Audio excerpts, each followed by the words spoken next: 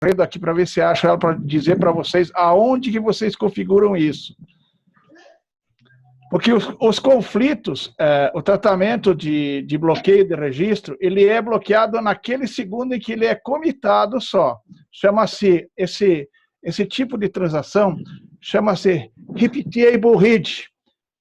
Ele é muito útil para algumas necessidades. Por exemplo, se o computador que iniciou a transação lê o banco de dados novamente, ele irá ter os dados no seu estado inicial, ou seja, quando a transação foi iniciada, mesmo que outros computadores tenham validado transações que modificaram esses dados. Durante toda a transação, durante toda a duração da operação, um mesmo computador lê um instantâneo do banco de dados que foi feito quando ele iniciou a transação. Por exemplo, aquilo que eu estava explicando ontem, considere uma chamada para o arquivo de produtos e que eu tenho um estoque de 10 unidades. Tá? Os computadores A e B estão usando o modo de isolação, é um modo que você configura lá na análise, chamado Repeatable Read. O computador A inicia a transação usando o comando H-Transaction Start. Ele lê o estoque do produto e nesse momento o estoque é igual a 10, certo? O computador B inicia uma outra transação usando também o comando H-Transaction Start e modifica o status do produto baixando 2 unidades. Valida a transação e o estoque agora é igual a 8. Ok? Enquanto a transação é validada pelo computador B, ou seja, ele fez um commit, o computador A permanece lendo o estoque como sendo igual a 10. Se o computador A validar a transação com commit dentro da próxima operação da leitura do arquivo, a quantidade de estoque vai ser igual a 8. O que acontece, na verdade, é que o computador A somente verá a nova posição de estoque quando a sua transação for validada, ou seja, quando ele for efetuar o commit. Se nesse momento o estoque estiver negativo, ocorrerá um rollback. Isso é configurado na análise, lá nas propriedades avançadas, você marca a opção Allow the Repeatable Read. Ok? Aonde é que é mesmo, Pedrozão, que pode repetir? É na análise. Tá. Você marca a opção Allow the Repeatable Read. Deixa eu abrir a minha aplicação aqui, que eu já digo. Só que eu vou ter que, vai demorar um pouquinho, porque eu estava fora do... Pode partilhar, se quiser, pode partilhar a sua tela, fica melhor. Deixa eu só abrir aqui, só um pouquinho.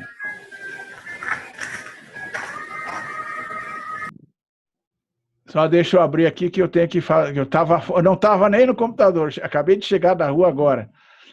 Aí cheguei, tinha um recado para o Jorge aí, do Jorge. Estamos esperando você. Tu só não imaginava que eu ia estar aqui, né, Pedrozão? Eu não imaginava que você estava aí. Para meu desespero, você está aí, né, cara? No mínimo deve estar com o chimarrão na mão. Com certeza. Deixa eu só abrir meu Indev aqui para mostrar onde que configura isso. É uma tabela bem simplesinha, só para mostrar onde está isso. O problema na minha máquina aqui é achar onde estão as coisas. Eu não sei o que é esse tal de WinDev. O que é isso? É alguma coisa da França, né?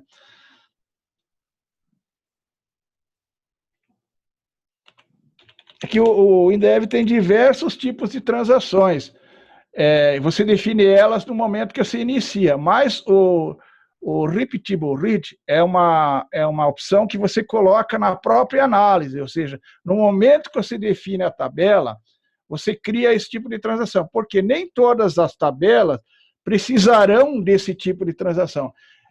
A gente usa isso naquelas tabelas críticas, onde a transação, o controle de transação realmente é necessário, porque você não vai colocar a transação em todas as suas tabelas, acredito eu, pelo menos é assim que eu penso, porque algumas tabelas não necessitam de transação. Por exemplo, uma tabela de grupos, uma tabela de configuração, você vai ter 1 ou 2 registros, então dificilmente você vai precisar disso. Deixa eu abrir aqui meu projeto agora. Reset Files. Já está aparecendo para vocês e para mim não está aparecendo a tela ainda. Não, mas eu não compartilhei ainda. Ah, Ainda não compartilhei. É que eu estou procurando ela aqui. beleza. É que como eu estava fora, meu computador estava desligado.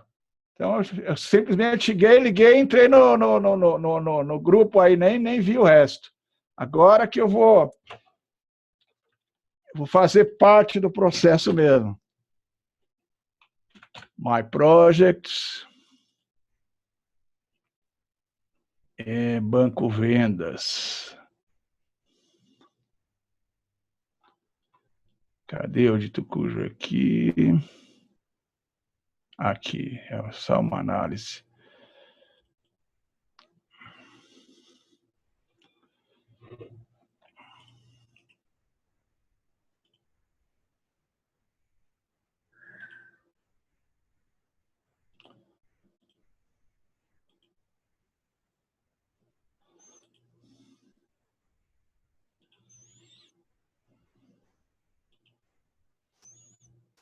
Ok. Vamos ver onde é que eu configuro a tela aqui agora. Como é que eu compartilho aqui? Share Screen. Essa aqui. Todo desktop, né? Deve ser isso aqui. Share. Vocês estão vendo a minha tela aí? Eu estou vendo. Estamos vendo, sim. Então, assim, ó, essa é uma análise que tem uma tabela só, tá? No momento, tá? Eu estou usando essa tabela para montar a apostila de vocês, então estou fazendo passo a passo. Então, aqui eu tenho uma tabela chamada grupo, tá? É uma tabela bem simples, ela tem pouquíssimos campos, só tem ID e nome, tá? Então, quando eu clico aqui na descrição do Data File, vocês vão observar aqui, na aba Details, tá? Que tem um checkbox aqui, o terceiro checkbox, ó. Allow the repeatable read transaction, tá? Isso foi disponibilizado pela PCsoft a partir da versão 19, na versão 18 ainda não tinha. Esse tipo de isolação que eu defino aqui na análise, quando eu marco aqui, ele vai fazer esse processo que eu acabei de descrever para vocês. Tá? Então, quando você marca aqui, você está habilitando essa transação. Quando você habilita ela aqui, não significa que ela esteja automaticamente sendo processada. Você vai ter que usar o HTransaction Start, e aí, no momento que você abrir o HTransaction Start, e aí sim ele é jogado para esse tipo de transação. Entendido? Entendido. Entendido. Mas a minha questão do conflito mantém-se. Assim, ó. Isto é, quando eu falo em conflito, eu refiro que a expectativa do usuário, quando você dá o exemplo que o computador A entrou numa transação e leu um estoque de 10, Isto. o computador B entrou e também tem 10. Perfeito. No momento que os dois iniciaram a transação, eles têm 10. Tem 10.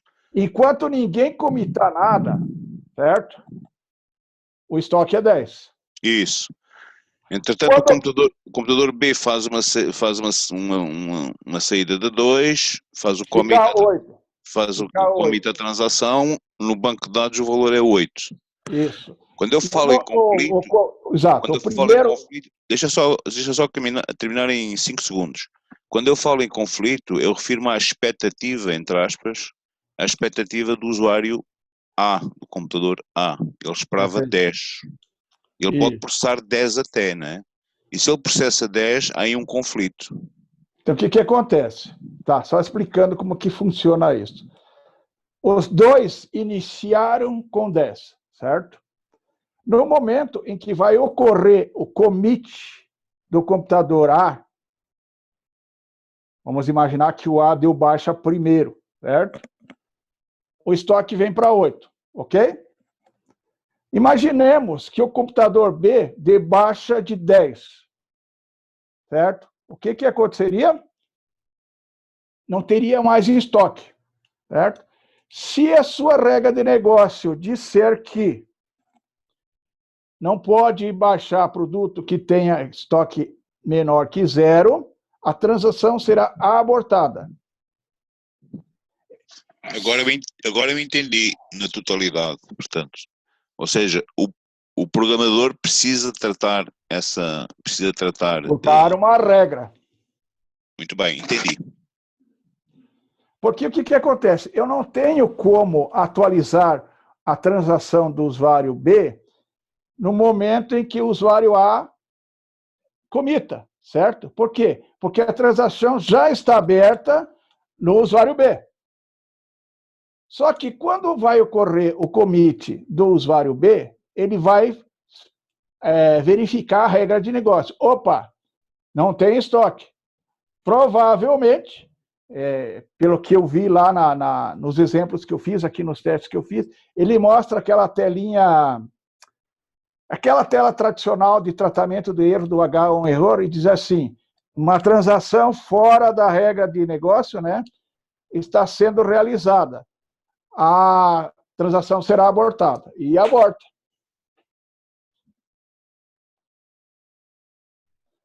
Inclusive, naquela caixinha de diálogo, ele mostra qual o conflito que está ocorrendo e oferece a condição da pessoa alterar a quantidade, né? Claro que isso na prática não é muito útil, mas ele faz esse tratamento, e esse tratamento é feito automaticamente. Entendido, Jorge? Qualquer dúvida aí me pergunta aí que eu vou tentar explicar mais a fundo. Entendido completamente, 100%, entendido. Ok. Então, esse tipo de transação aqui, ó, que eu estou mostrando aqui, o Error de Repeatable Read, é uma transação que se aplica diretamente ao Hyperfile SQL Client Server. Para Hyperfile Classic, isso aqui não funciona. Aliás, transações no Hyperfile Classic não são muito eficientes. No Client Server, sim, são excelentes. No Classic, mesmo porque se trata de um banco monoposto, as transações não são eficientes. Elas acontecem, mas elas são tratadas de modo automático pelo banco. O programador não tem acesso a elas.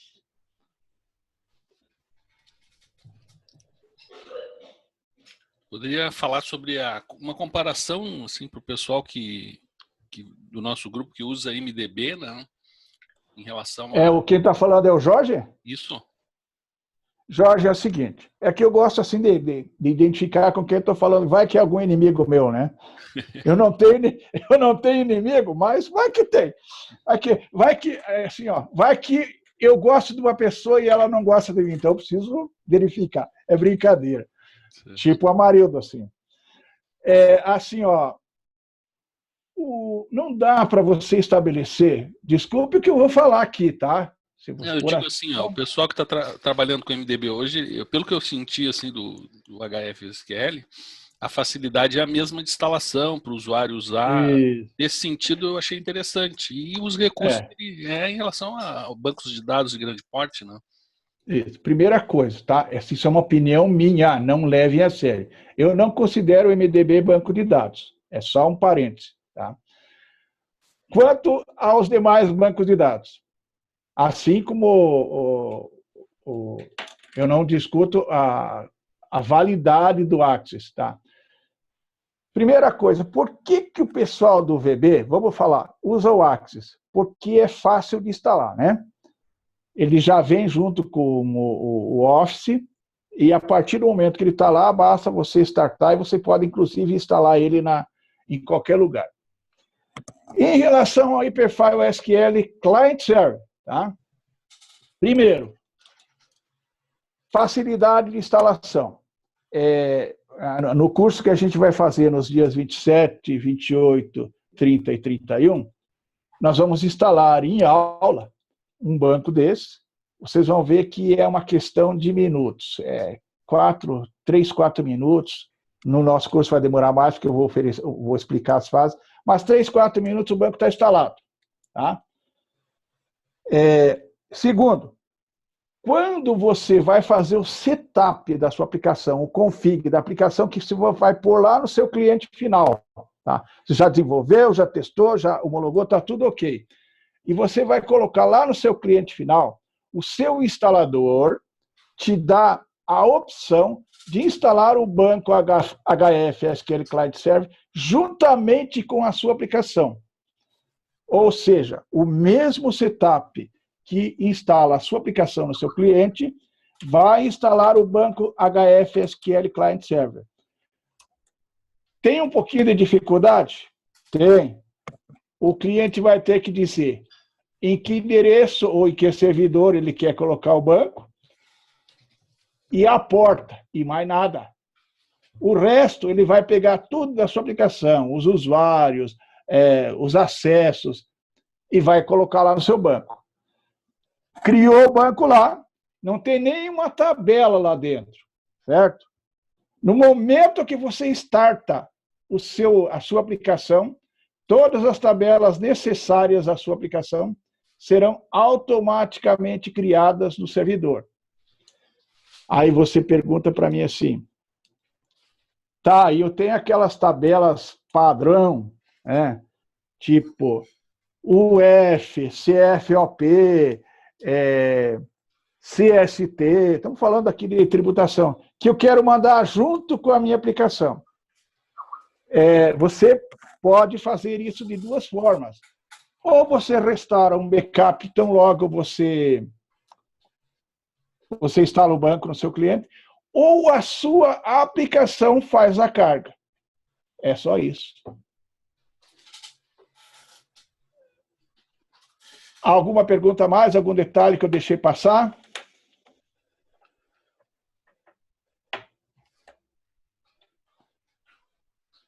Alguém teria alguma pergunta aí também para ajudar aqui a deixar mais claro? Bom, se ninguém perguntar, eu vou continuar falando um pouquinho mais.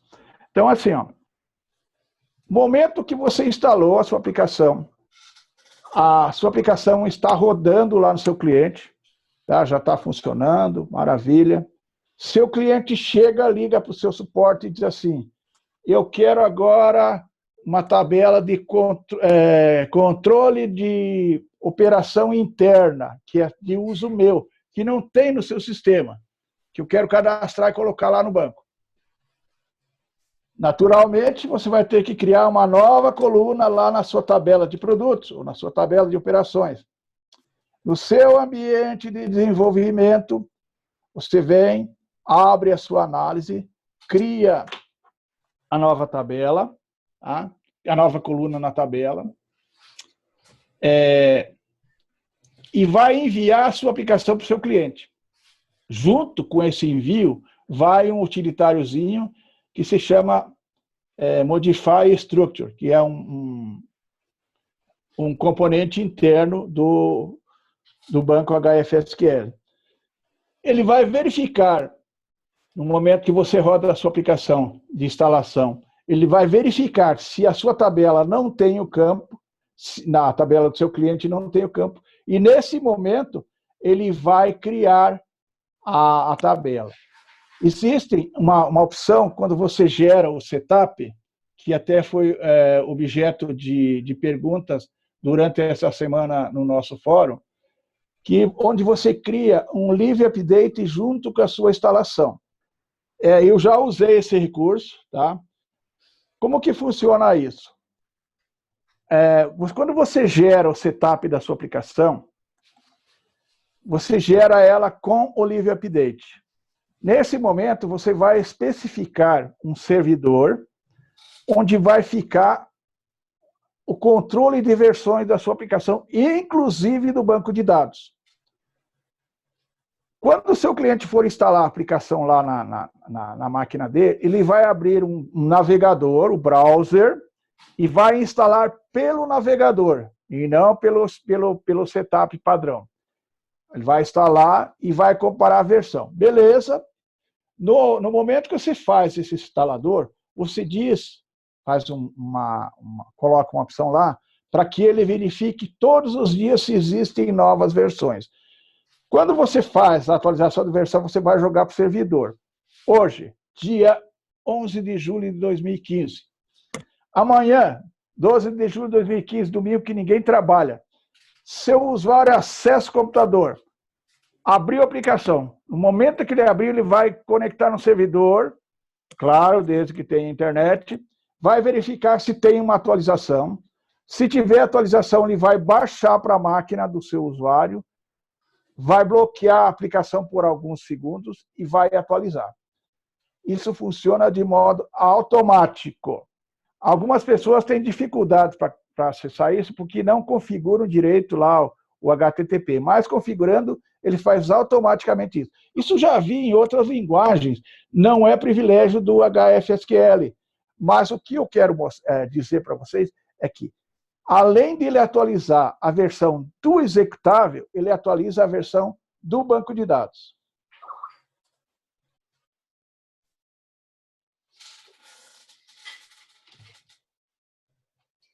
No curso que a gente vai fazer entre 27 e 31, claro, eu vou ter que começar do zero, né?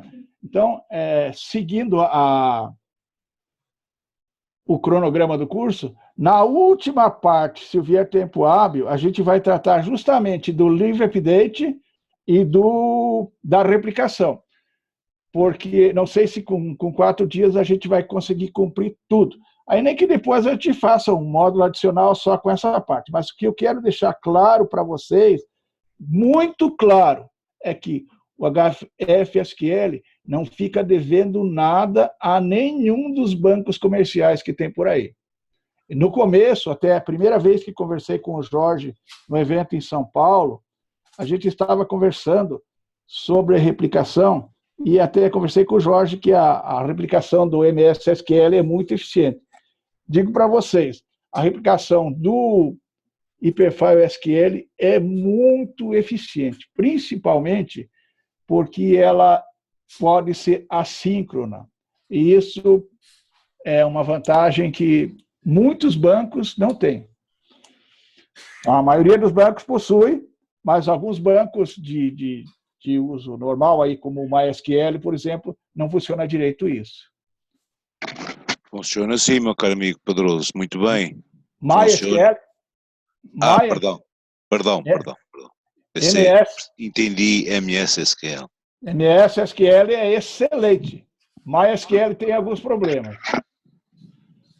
Entendi. Então, assim, a replicação do MS SQL é tão boa quanto a do HFSQL.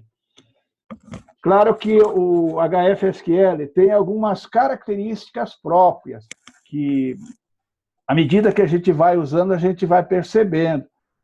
Uma coisa que a gente observou é quando eu replico sem um servidor de replicação, que existem dois tipos de replicação.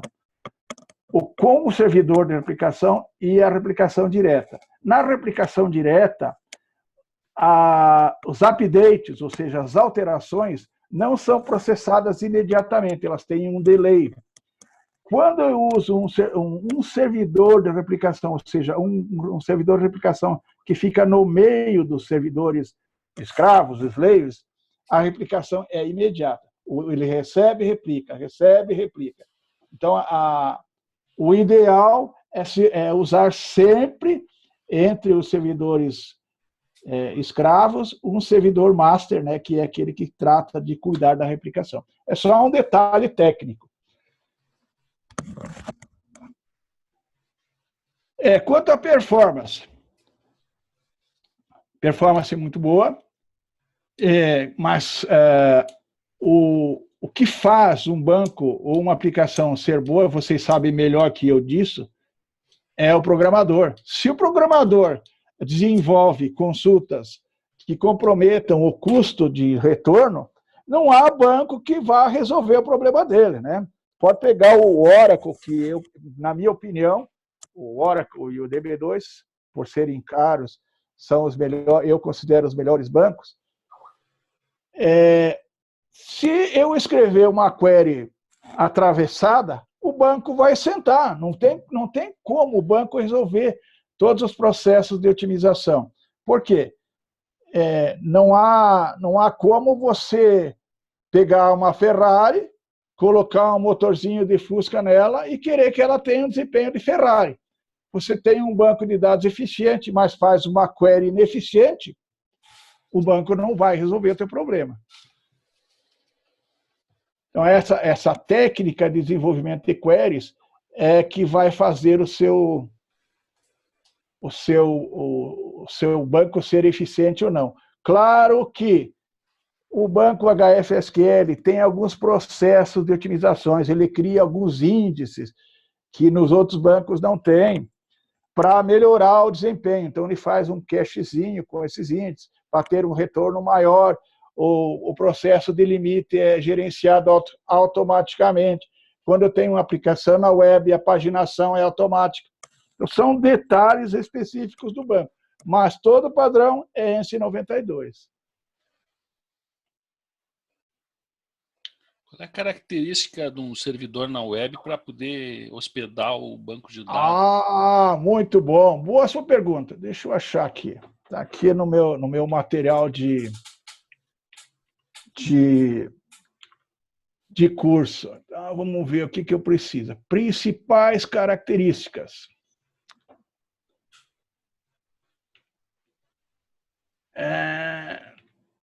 Primeiro, precisa ser uma máquina servidora. Tá? Não vai colocar um servidor de banco de dados numa máquina que tem acesso a Skype, MSN, como é que se chama aquele outro negócio? Facebook, acesso como estação de trabalho. Servidor é servidor. Então, não adianta você querer um desempenho bom se o servidor não for um servidor de verdade. Então, primeira coisa, minha opinião, eu tenho aqui até, eu coloquei alguns requisitos, eu estou procurando aqui onde que eu coloquei.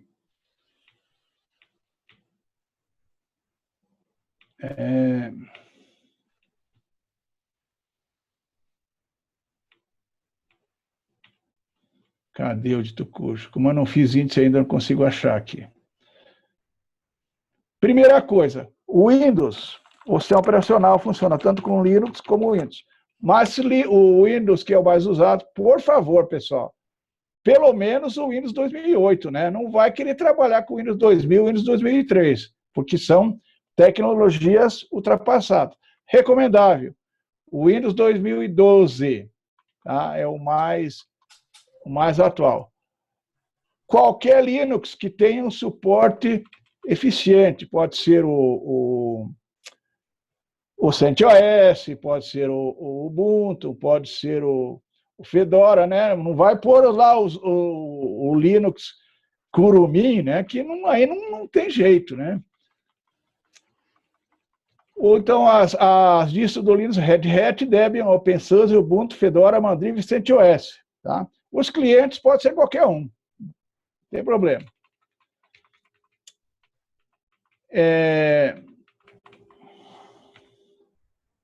Onde é que está a parte do servidor físico aqui? Só estou procurando aqui.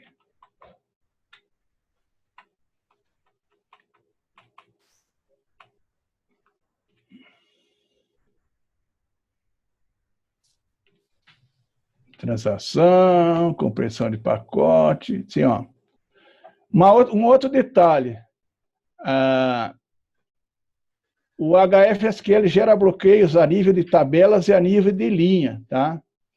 Então, você pode fazer, dependendo do tipo da sua aplicação, o bloqueio a nível de linha ou a nível de tabela. Quando acontece de cair a conexão, por exemplo, quando você usa redes Wi-Fi, principalmente para aplicações mobile, a reconexão é automática. Você coloca uma linha na sua aplicação para que ele faça essa reconexão automática. Cadê? instalação do servidor aqui agora. Então, aqui...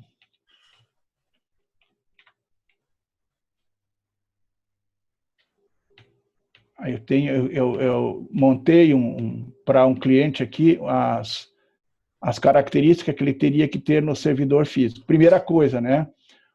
Tem que ser, não pode ser FAT32, né? Por favor, né? Instala NTFS pelo menos.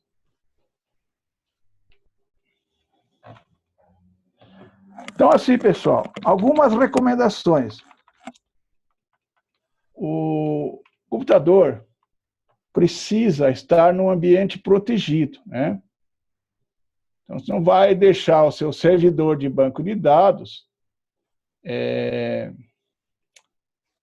com acesso livre, né? Vai colocar ele no local seguro e vai colocá-lo de maneira que somente a sua aplicação com autenticação e com encriptação possa acessar. Não vai deixar o seu servidor ser acessado por qualquer um. Então, vai atribuir direitos na sua aplicação de banco de dados por usuário e não por aplicação. Então, no momento que o usuário conecta na sua aplicação, ele vai verificar se esse usuário é um usuário que tem direitos no banco de dados. E você pode definir lá, na configuração do banco de dados, você vai definir se o usuário tem ou não acesso a determinados recursos, né, da aplicação. Então, vamos ver aquilo que o Jorge perguntou agora, já parei de enrolar, vamos ao prático. Primeiro, configuração do computador. Preferencialmente, para que tenha um melhor desempenho, multiprocessado e multicore. Por quê? Para que as requisições possam ser realizadas em paralelo pelo servidor HFSQL. Segundo, preferencialmente, né, tecnologia de 64 bits, para que seu servidor possa utilizar mais que 2 GB de memória RAM, né? Porque 64 bits você pode utilizar toda a capacidade do seu servidor. Então, se ele tem 16 de memória, seu banco de dados vai usar os 16 de memória. Você vai ter que ter uma quantidade de memória RAM disponível, porque isso vai permitir que o servidor possa gerar um cachê maior durante a leitura dos arquivos e vai aumentar a velocidade do processamento, né? Para um grande banco de dados, é recomendável pelo menos 16 GB de memória. Discos rígidos rápidos, né? Então o servidor realiza um grande número de acessos aos discos para ler, escrever operações. Um disco rígido com uma baixa taxa de gravação vai comprometer o desempenho do seu banco. Então, utilize os discos rígidos de maior velocidade, tipo esses, como é que chama esses novos aí? SS. Com licença, Pedro, tem os discos SAS, que são específicos para servidor, que tem um desempenho maior. Esse nome. Também, o recomendado é utilizar com RAID, se não me engano, é o RAID 0 ou RAID 1. Isso. No caso, para quem não conhece o sistema de RAID, você tem 2 discos físicos separados, mas o sistema operacional ele junta como se fosse um só. Você acaba tendo mais desempenho na gravação, porque ele grava uma parte de um disco e uma parte do outro disco. Isso, então é isso que eu estava falando, eu tinha esquecido a sigla SAS aí. Então, preferencialmente um disco SAS e um sistema RAID. A implementação do RAID é usado para obter uma melhor segurança e para distribuir a leitura em vários discos. Então, quando eu tenho uma operação de leitura, ele vai fazer uma distribuição nesse processo e vai melhorar sensivelmente. Atualização regular das estatísticas de índices, né? E redundância, né? Sempre tem um espelhamento para o seu servidor SQL. Algumas coisas que não devem ser feitas, tá? Servidores virtuais. Então, quando nós usamos um servidor virtual, os recursos do mesmo computador físico são compartilhados entre vários virtuais. E nesse modo de operação, o servidor virtual pode impactar no desempenho dos outros servidores. Claro, você não vai instalar um servidor de banco de dados virtualizado. Até funciona, mas nós estamos falando de performance. Tá? Se a máquina virtual não for bem dimensionada, por exemplo, um processo que executa operação de leitura intensiva em num disco físico, vai monopolizar a cabeça do disco e as operações de leitura de todos os processos, de todos os servidores virtuais que acessam esse mesmo disco, vão ser degradados. Então, esse é o motivo. Não utilize, isso aqui é brincadeira, né? Mas não utilize no seu servidor de banco de dados coisas como, no seu computador, coisas como protetor de tela, acesso 3G, acesso 4G. O seu servidor não precisa disso. Né? Desabilite todos os serviços que não sejam necessários. Né? Então, se você tem lá serviço de IS, mas você não usa IS no seu servidor, desativa.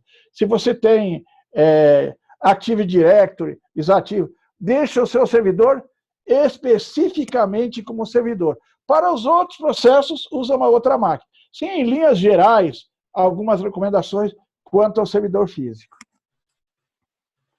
Claro, não esqueça de escolher um bom fornecedor. Né? Eu sou fã da IBM, mas me disseram que a Dell e a HP também são muito bons, mas eu tenho uma experiência que eu trabalho com IBM há vários anos, numa aplicação grande, e quando a gente vê, chega o técnico da IBM lá, porque o servidor mandou uma mensagem para ele dizendo que o disco X está com problema. Ele chega lá, faz a otimização do disco e vai embora.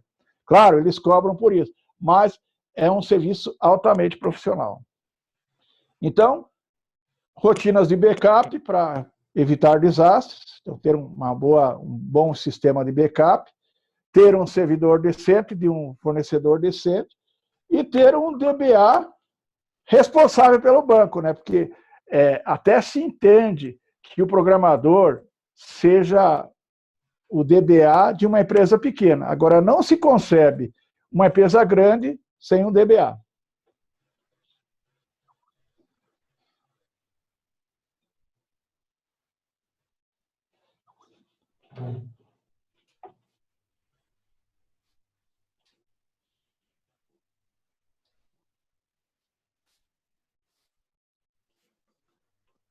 Algo mais que eu possa ajudar? Pedroso, você falou nas queries. Qual é a sua experiência sobre as stored queries? As queries armazenadas no servidor? Está possível. Isso, sim, queries armazenadas no servidor. Qual é a sua experiência quanto a utilidade e vantagens no desempenho? Bom, eu sou daquele time que considera o servidor, a aplicação SQL, a responsável por tudo. Antes mesmo de existir o MVP, eu já trabalhava com algo parecido. Né? Ou seja, todas as regras de negócio do meu aplicativo estão no banco de dados. Então, eu tenho lá triggers, tenho store procedures, tenho alguns procedimentos automáticos que o HFSQL me permite. O servidor HFSQL, como qualquer um de vocês que trabalha com bancos SQL sabe, tudo aquilo que é executado no servidor é mais rápido que no cliente.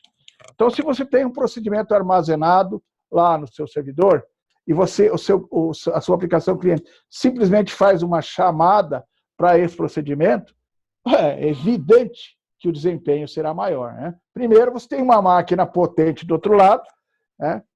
Dedicada unicamente para servir dados, que pode perfeitamente dar uma resposta para o seu procedimento automático de maneira otimizada.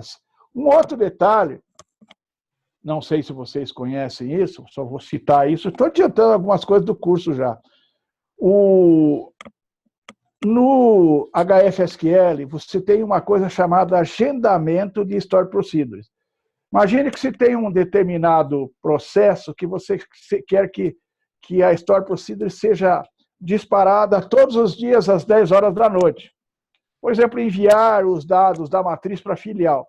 Você cria o procedimento armazenado no seu servidor, tá? Testa ele, verifica, otimiza ao máximo, e vai lá no seu servidor HFSQL, no centro de gerenciamento, e agenda essa Store Procedure para ser disparada naquele horário todos os dias.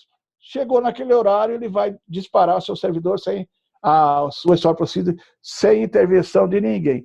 Não sei se vocês já viram, as Store Procedures também são criadas na análise, quando é HFSQL Client Server.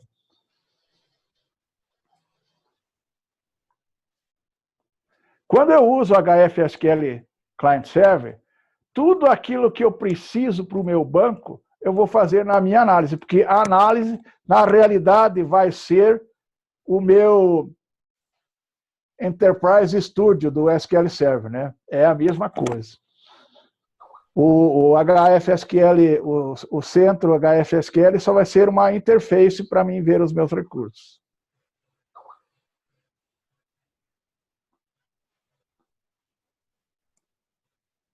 Silêncio no palco. Vamos lá, pessoal, perguntem aí. Como é que foi seu dia, Pedrozão? Cara, assim, ó, até agora é só correr. Beleza? Então, pessoal. Zeca, Pedroso, eu coloquei uma questão no chat, porque eu tenho uma aplicação que eu desenvolvi e uso atualmente no Fader, eu uso o MDB. Zeca Vaperkoski, aquele? Isso. Ô, cara, tudo bem contigo?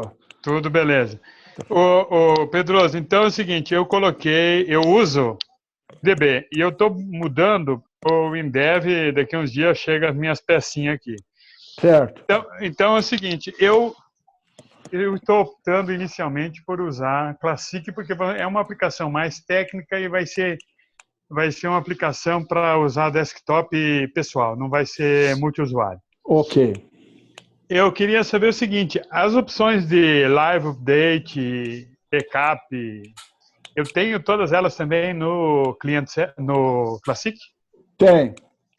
Aqui, ó, seguinte, ó, a única coisa, a parte de backup, ela é um pouquinho diferente, tá? Você vai ter que tratar ela não pode ser automática como é no Client Server, tá? Você vai ter que criar uma rotina de backup, um programa, isso estamos falando do Classic agora, tá? Para fazer o backup e vai colocar ele num processo automático, rodando como um serviço na sua própria aplicação, tá? Você vai criar um processo automático e ele vai fazer isso, tá? Ele vai fazer o seu backup. Quando é client-server, não, você vai no servidor e agenda, e aí ele tem backup incremental, backup diferencial, semanal, diário, aí é totalmente configurado. Como a aplicação é Classic, não quero dizer aqui que o Classic seja ruim, muito pelo contrário, ele é muito bom. Mas você sabe que, primeiro, as tabelas dele estão limitadas a 2 GB, né? Você pode, claro, configurar isso para que sejam acima disso, mas daí, se você vai precisar de um nível de dados dele, já compensa você ter o HF Client Server. No mais, ele funciona igual, inclusive com comandos SQL que você pode fazer, mas para quem usa HFSQL, os comandos da W Language são tão eficientes quanto as queries SQL. Por quê? Você cria sua query lá no editor de query, joga para cá e manda embora, manda rodar. Tanto faz estar no server como no Classic. A grande vantagem do Classic é que você pode adicionar portabilidade na sua aplicação. Ou seja, você pode rodar ela num cartão SD, você pode rodar ela num pendrive. Eu tenho um cliente que desenvolve para prefeituras, então os prefeitos, todas as licitações, eles usam dentro de um pendrive. Compraram lá um pendrive de, se não me engano, 1 giga, e fazem tudo lá, as licitações. Quando ele termina o mandato dele, ele leva aquilo junto para, se a lei de responsabilidade fiscal pegar ele, funciona. Então, o fato de você estar trabalhando com o Classic não vai limitar a sua aplicação.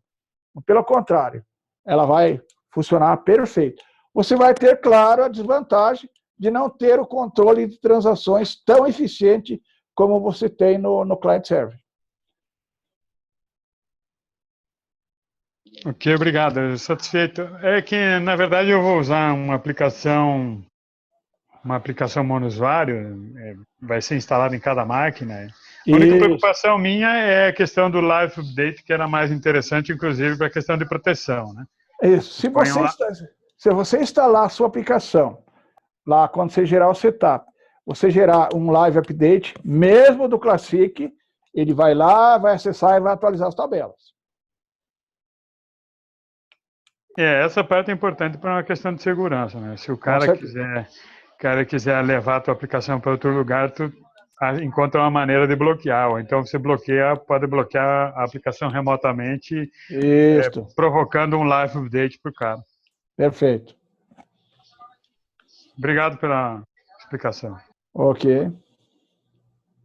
Bom, Pedro, se tu quiser finalizar aí, dar um feedback pessoal do que vai ser o curso, porque o nosso horário é até às 11, mais ou menos, né? Então, os minutos são teus para convencer o pessoal aí, explicar o que vai ser o curso, as vantagens, o que o pessoal vai ter, né? Acho que até vocês estão vendo aí a minha tela, né? Tem um pedaço aqui da minha tela, onde eu estou com uma apostila do HFSQL que será distribuída para vocês, onde a gente descreve passo a passo como são feitas as operações. Eu estou passando rapidamente aqui, ó, tá? A maneira como serão exibidas as informações, tá? Tudo isso a gente vai tratar no nosso curso. Nosso curso vai basear-se basicamente nos seguintes princípios. Primeiro, conhecer o banco, que a maioria de vocês já conhece, né? Mas, assim, como que eu instalo ele,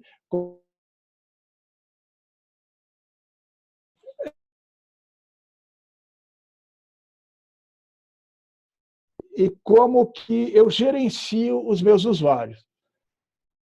Depois, a gente vai abordar os recursos do banco. O que acontece quando eu disparo uma query, como eu posso criar uma query via editor de queries, como eu posso criar uma query via código, tá? Como que a minha aplicação, como eu desenvolvo uma aplicação que usa banco de dados HFSQL Client Server. Vamos mostrar isso para o mobile. Claro que vai ser uma introdução rápida, só vamos fazer a aplicação, rodar e acabou. Não vamos entrar em detalhes. Como que eu faço isso no mobile, no web e no desktop? E tudo que se refere a banco de dados. Como é que eu trato as conexões, como que eu excluo um banco de dados no servidor, como que eu crio a análise, como que eu configuro ela, quais as configurações avançadas do meu servidor. Por exemplo, eu quero criar um servidor SQL sem usuário para depois trocar a conexão e definir o usuário no momento da abertura da minha aplicação. Como posso enviar mensagens entre máquinas que acessam o meu banco? Como posso interromper um processo no banco SQL usando programação? Definição de índices, documentação multilingual, reports e queries, que mais que tem? como que eu parametrizo os controles, né, lá das tabelas que eu criei na minha análise, algumas descrições avançadas do projeto, rotinas de backup, agendamento de tarefas, transações, enfim, uma visão geral do banco de dados HFSQL de forma prática. Se houver tempo, nós vamos entrar em live update e replicação. Serão 4 dias de curso e é muita coisa para ser passado. Então, eu agradeço a atenção de vocês. Pessoal que desejar fazer esse curso, tem já várias pessoas que manifestaram interesse em participar. Ó, pessoal, pode ter certeza que só o material impresso que vocês vão receber já vale o curso. O curso em si é um bônus. Obrigado, Pedroso, pela participação aí, pelas informações. Eu não sei se mais alguém tem alguma pergunta. Ainda bem que ninguém tem pergunta. Para mim está tranquilo. Então tá. Então finalizamos por hoje aí. Bom fim de semana a todos aí. Um bom fim de semana a todos vocês. E aguardamos vocês nos dias 27, 28, 30 e 31. Até mais, tchau. Tchau. Tchau, obrigado, Pedroso. Até mais. Até mais.